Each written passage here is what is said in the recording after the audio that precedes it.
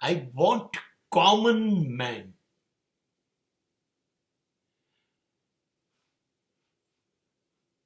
I don't want special celebrities or personality.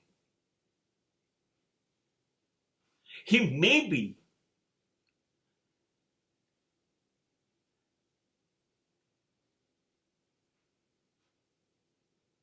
He may be extraordinary personality. So what?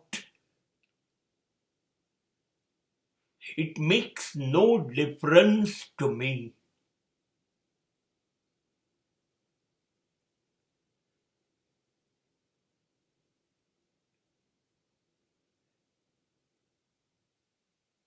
એનાથી સારું એ છે કે હું સામાન્ય માણસ, ઓર્ડિનરી વ્યક્તિત્વોને મારી સાથે જોડાયેલા જોઉં, જેના માટે હું કશુંક છું.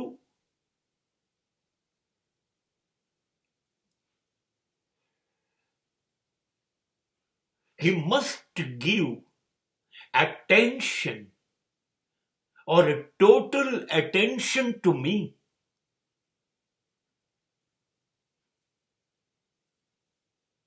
જે મારી જ સંભાળ નથી લાગતો.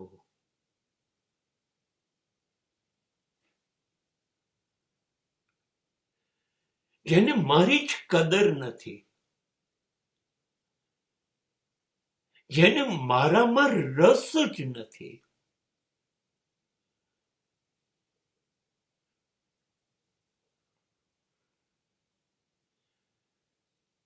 મારી ખુશી, મારી એકલતા, મારી પીડા, મારી મનોવેદના, મનોવ્યથા, મારો રાજીપો, મારો ખાલીપો, જેને નથી સમજાતો,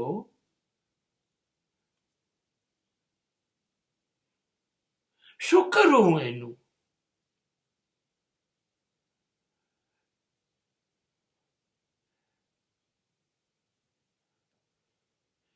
નહીં, મને સમજે, કુટુંબને સમજે, એમાં રસ લે. નાની નાની બાબતો મને ખુશ કરી શકે છે, નાની નાની બાબતો મને નારાજ કરી શકે છે. તમે મને બધું જ આપો, ખડકી દો દુનિયાભરનું, પણ તમારું ધ્યાન જ મારી ઉપર નથી.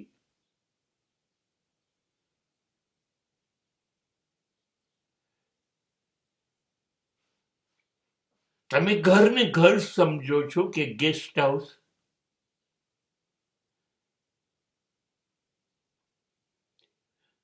આરામ કરવા આવ્યા, કપડા બદલવા આવ્યા, બસ, અને ચાલ્યા પાછા. હાજરી પુરાવા આવ્યા હતા. શું કરું તમારી સિદ્ધિઓ, તમારી મહાનતા કૂદી કૂદીને દુનિયા ગાતી હશે? હું શું કરું? મારો ખૂણો ઘરનો તો અંધારો છે ને.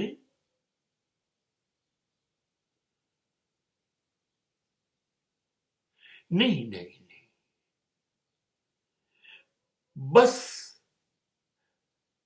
મારી ઉપર તો ધ્યાન આપો.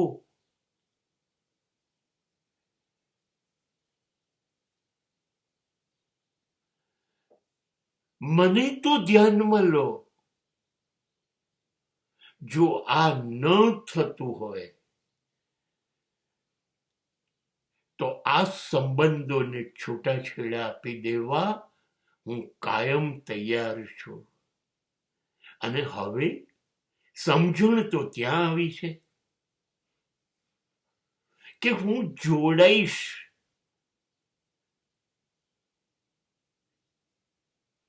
તો છૂટા થવાનો પ્રશ્ન આવશે.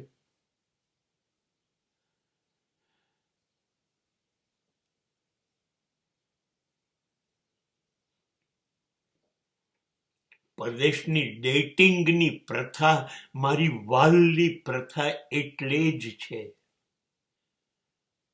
15 દિવસ, મહિનો, 2 મહિના, 4 મહિના જોડે બેસીએ, જ્યારે સમય મળે ત્યારે પિક્ચર જોઈએ, કોફી પીએ, ખરીદી કરવા જઈએ. બસ ઓળખાઈ જશે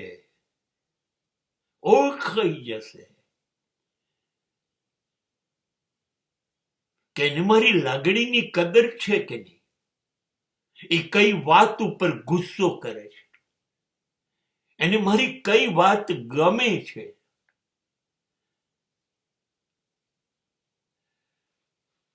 બસ આ બધું તો છે ડેટિંગમાં.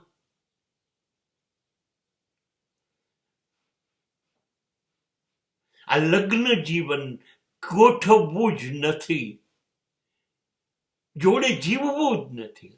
એનો નિર્ણય આ ડેટિંગ પ્રથામાં લેવાઈ જાય છે.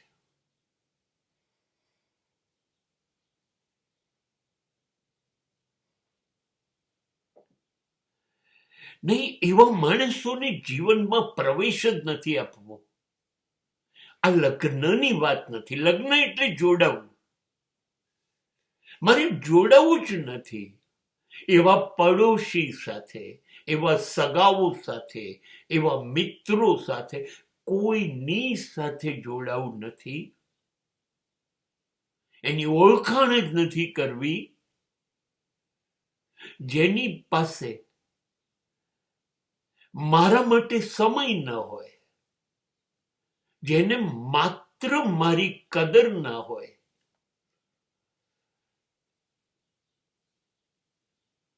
હા, તો જોડાવું નથી, પક્કો નિર્ણય છે.